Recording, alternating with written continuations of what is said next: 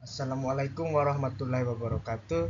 Saya Muhammad Dwi Samudro dengan NIM A1C223066, kelas B 2023.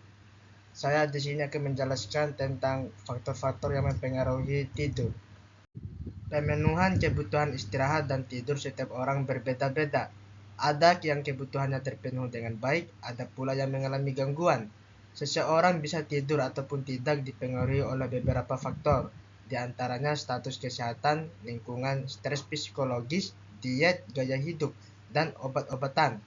Sakit dapat mempengaruhi kebutuhan tidur seseorang, namun banyak juga keadaan sakit menjadikan pasien kurang tidur. Selain itu, keadaan lingkungan yang aman dan nyaman dapat mempercepat terjadinya proses tidur. Kondisi cemas seseorang dapat meningkatkan saraf parasimpatis sehingga mengganggu tidurnya. Terpenuhinya kebutuhan nutrisi dapat juga mempercepat proses tidur. Protein yang tinggi mengandung triptofan yang merupakan asam amino dari protein. Ada juga obat-obatan yang mempengaruhi proses tidur. Misalnya golongan diuretik menyebabkan insomnia dan antidepresan dapat menekan REM. Perlu disadari bahwa hidup dengan DM dapat memberikan beban psikososial bagi penderita maupun anggota keluarganya.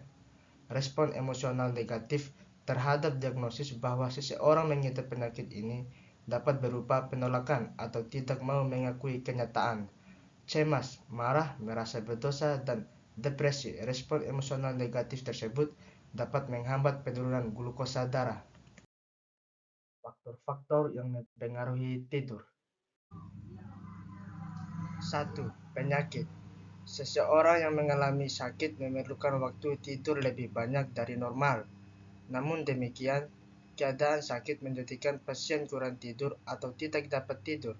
Misalnya, pada pasien dengan gangguan pernapasan seperti asma, bronkitis, penyakit kardiovaskuler, dan penyakit persarafan. 2. Lingkungan pasien. Pasien yang bisa tidur pada lingkungan yang tenang dan nyaman, kemudian terjadi perubahan suasana seperti gaduh, maka akan menghambat tidurnya. 3. Motivasi.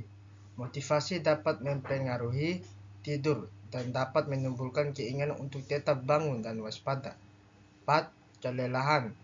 Apabila mengalami kelelahan, dapat memperpendek periode pertama dari tahap REM. 5. Kecemasan. Pada keadaan cemas, seseorang mungkin meningkatkan saraf simpatis sehingga mengganggu tidurnya. 6. Alkohol.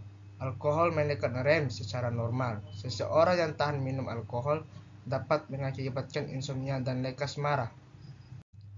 7. Obat-obatan. Beberapa jenis obat yang dapat menimbulkan gangguan tidur antara lain: 1. Diuretik menyebabkan insomnia. 2. Antidepresan menyebabkan supresi REM. 3. Kafein meningkatkan saraf simpatis. 4. Beta blocker menimbulkan insomnia. 5. Narkotika mensuspensi REM. Kesimpulan, tidur yang cukup merupakan kunci untuk merasa nyaman dan bahagia. Sebaliknya, kurang tidur mengakibatkan kelelahan dan mudah marah. Sama eratnya hubungan antara stres dan makan, stres dan tidur juga tak terpisahkan. Manakala stres mendera, salah satu bentuk gangguan tidur akan muncul. Terima kasih.